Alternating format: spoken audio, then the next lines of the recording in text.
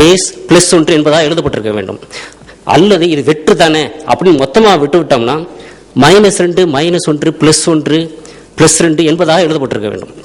ஆனால் கணிதத்தில் +1க்கும் -1க்கும் இடையில் ஒரு இலக்கம் உண்டு என்பதும் அதுவே 0 என்பதும் நாம் அறிவோம்.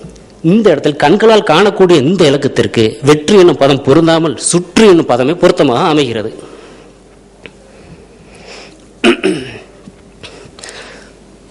கணம், இந்த கணத்தில் அதாவது செட்ஸ் என்று சொல்வோம், இந்த கணத்தில் இலகுவாக இரண்டுக்கும் வேறுபாட்டை நாம் காணலாம். முதல் கணத்தில் காணப்படும் உள் அடக்கி அந்த 0 என்ற இலக்கம் கண்களால் காணக்கூடிய ஒரு இலக்கமாக இருக்கிறது. இதனை ஓர் எண்ணிக்கை கொண்ட ஒரு கணம் என்று சொல்லுவோம். It's not a null set, it's not an empty set. ஆனால் கீழே உள்ள அந்த வெறும் கணம், வெற்று கணம் என்பது இட்ஸ் அன் எம்டி செட். ஆகையால் இதில் நாம் இலகுவாக வெற்றுக்கும் சுற்றுக்கும் உள்ள வேறுபாடை இலகுவாக கண்டறியலாம். இந்த இடத்திற்கும் வெற்று எனும் பதம் பொருந்தாமல் சுற்று எனும் பதமே பொருத்தமாக அமைகிறது. இன்னும் இந்த 0 எனும் இலக்கம் தன் நிலையை நிறுத்தி கொண்டு ஆஸ் எ பிளேஸ் ஹோல்டர் ஒரு முக்கியத்துவம் வாய்ந்த எண்ணாகவும் தனித்துவம் நிறைந்த இலக்கமாகவும் இருக்க a to the power of 0 is equal to 1, 0 degree Celsius, 0 degree Fahrenheit, 0 degree kelvin, இன்னும் வரிசையான இலக்கங்களை பார்க்கும்பொழுது 0, 1, 2, 3 என்பதாக போக சமன்பாட்டனில் 5 5 - 5 is equal to 0.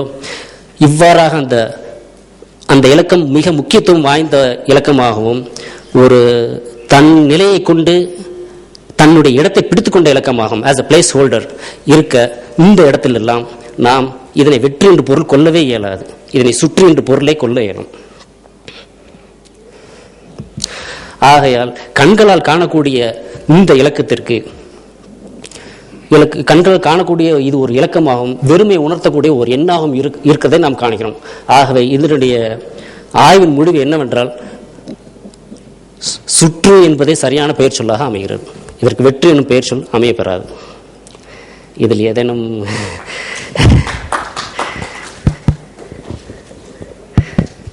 இதை ஒப்புக்கிறாப்புல? எஸ் சார், சொல்லுங்க. ஒரு நிமிடம். இந்த 0 என்பதற்கான தமிழ் சொல் ஏதாவது இருக்குதுன்னு பார்த்துருக்கீங்களா? 0 என்ற சொல்லுக்கு நிகராக நம்முடைய எண்கள்லேயே அது கிடையாதுல்ல சார்? நான் கேட்கறது இல்லை சார், இல்லை நான் காணல. நீங்க பார்க்கல. ஆமா, நமக்குள்ள இருக்கு. காலனா அரையனா ஒன்றனா இரண்டனா ஏற்கனவே நம்ம தாத்தா ஒரு சொல்ல 0க்கு இணையா சொல்லி வச்சுட்டு போயிருக்கிறான். நீங்க ஒரு சொல்லு இருக்கிற ஒரு காலத்துல நீங்களா ஒரு சொல்ல உருவாக்க வேண்டிய அவசியம் என்ன? அதுக்கு மட்டும் போய் சொல்லுங்க. இந்த காலனா அரையனா பாலனா காலனா அரையனா ஒன்றனா இரண்டனா தெளிவா சங்க இலக்கியத்துல ஒரு பாட்டே இருக்கு. ஒரு பாட்டு இருக்கிற ஒரு இதை பார்க்காம நீங்களா கற்பனையில ஒரு சொல்ல உருவாக்குறீங்க. என்ன அவசியம் இருக்கு? இப்ப இந்த கால இருக்கிற போது அந்த சொல் பொருந்தாதுன்னு சொல்லிவிட்டு ஒரு சொல்ல சொல்லுங்க. அந்த சொல்லுக்கு இந்த பொருள் இல்லைன்னு சொல்லிட்டு ஒரு சொல்ல சொல்லுங்க. அந்த சொல்லு தப்பா சொல்லியிருக்கான் நம்ம தாத்தான்னு சொல்லிட்டு ஒரு சொல்ல சொல்லுங்க.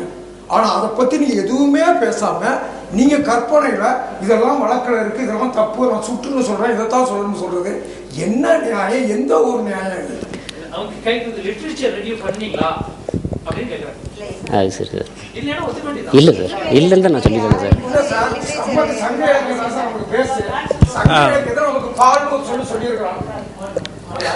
ஒரு நிமிஷம். ஐயா, நான் doctor Pandiyaraja, retired professor of mathematics, American college, Madurai. Tamil இலக்கியங்களில் தொல்காப்பியம், சங்க இலக்கியங்கள், 10 பாட்டு அனைத்தையுமே நான் படித்திருக்கிறேன். அனைத்தையும் வரி விடாமல் படித்திருக்கிறேன். 0 என்பதற்கு அந்த இலக்கியங்களிலே சொல் கிடையாது, கிடையவே கிடையாது. காரணம், அப்பொழுது 10 என்பதை நண்பர் குறிப்பிட்ட மாதிரி யா என்று தான் எழுதினார்கள். யா என்பது ஒரு 10க்குரிய குறியீடு, 100 என்பதற்கு ஒரு குறியீடு. அது 1 0 0 என்று எழுதவில்லை. 0 என்பது தொல்காப்பியர் காலத்திலோ சங்க காலத்திலோ கண்டுபிடிக்கப்படவில்லாத ஒரு குறியீடு. பிராமி எழுத்துக்களிலிருந்து தான் தமிழ் எண்ணூறுக்கள் வந்தன. அதை பற்றி அவர்கள் பேசுகிறார்கள் நினைக்கிறேன்.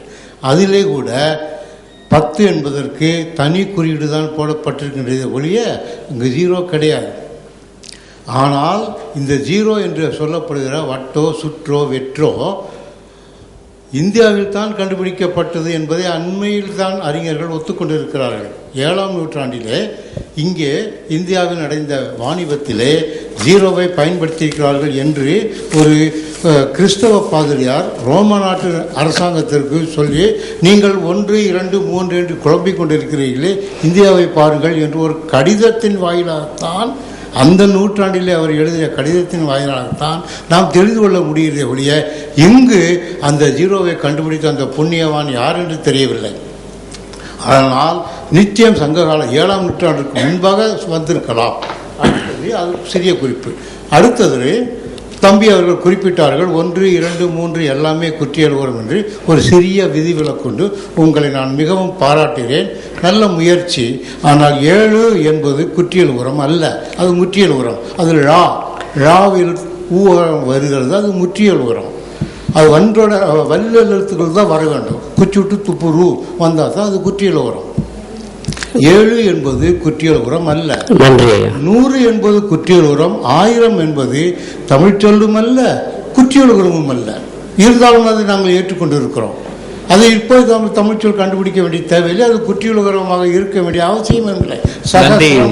உங்கள் கருத்துக்கள் மிகவும் நன்றான கருத்துக்கள். பட் பரிபாடலில் சொல்லப்பட்டதாக அங்கே பரிபாடல் படித்திருக்கேன்.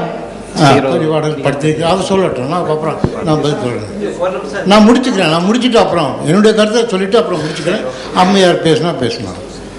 அப்புறம் அந்த ஜீரோ என்பது அங்கே அந்த காலத்தில் வந்ததற்கு காரணம் 202 என்று எழுதும்போது அந்த 100 என்ற இடத்திலே அவர்கள் 100க்குரிய சிம்பலை போட்டார்கள். ஆனால் அது தேவையில்லை என்று அதை கொஞ்சம் வெற்றிடமாக விட்டார்கள். 2 கொஞ்சம் வெற்றிடம் என்று போட்டால் இது 1 இலக்கம், இது 10 இலக்கம், இது 100 இலக்கம். ஸோ 102. ஸோ 10 இலக்கம் இல்லை, அது அது வெற்றிடம் என்பதை குறிக்க ஒரு சிறிய புள்ளியை வைத்தார்கள். 2.2 என்றால் இது 202. வெறும் 2 போட்டால் 22. 2.2 போட்டால் 202. இந்த புள்ளி தான் நாளடைவிலே வட்டமாக மாறி சுழியாக மாறிவிட்டது. ஆக 202. அதுக்கு அவர்கள் வைத்த பெயர் சூன்யா. சூனியம் வெற்றிடம் என்பதுதான். இந்த சூன்யா என்பதுதான் லத்தீன் மொழியிலே பெயர்க்கப்பட்டு ஜெப்பிரோஸ் என்று ஆனது. அந்த ஜெப்பிரோஸ் தான் ஐரோப்பாவுக்கு 0 என்று போனது, ஜெர்மனிக்கு சைஃபர் என்று போனது. அது அதே சூன்யம்தான். 0, சூன்யம்தான். அந்த முறையில் பார்க்க போனால் வெற்று என்பது அருமையான சொல் என்பது என்னுடைய கருத்து. சுற்று என்பது வடிவம் மட்டுமே. ஆனால் ஏற்கனவே பூமி சுற்றி கொண்டும் சுழன்று கொண்டும் இருக்குது என்று சொல்கிறோம். ஸோ ரெவல்யூஷன் அண்ட் ரொட்டேஷன் என்பதற்கு சுற்று என்று பெயர் நாங்கள் வானவியலிலே சொல்லிக் கொடுக்கிறோம். பூமியுடைய முதல் சுற்று, 2ஆம் சுற்று, 3ஆம் சுற்று என்று சுற்றி வருகின்ற பாதையை சுற்று என்று சொல்கிறோம். அது ஒரு வடிவம், வட்டம், அது சுற்றுகின்ற வட்டம். ஆனால் வெற்று என்பது அதனுடைய மதிப்பு. வெற்றி இடம் அது அல்ல. வெற்று என்பது வெற்றிடம் அல்ல, வெற்றின் மதிப்பு. ஸோ 1, 2, 100 வெற்றி என்று சொன்னால் அங்கே நாங்கள் வெற்றிடம் அல்ல, அங்கே இருக்கின்ற மதிப்பு வெற்று. அந்த மாதிரி அது ஒரு கலைச்சொல்லாக ஏற்றுக்கொண்டால் தவறுதும் இல்லை என்று நினைக்கிறோம். நன்றி. மிக சுருக்கமாக உங்களுடைய கருத்துக்களை சொன்னீர்கள் என்றால் நன்றாக இருக்கும் என்று நினைக்கின்றேன். 2 செய்திகள். ஒன்று குறியீடுகளில் 6 என்பது கூவண்ணா இல்லைன்னு நினைக்கிறேன். அது சாவண்ணா மாதிரி இருக்குமான்னு சந்தேகம். அது கூவண்ணாவாக எழுதியிருக்கீங்க.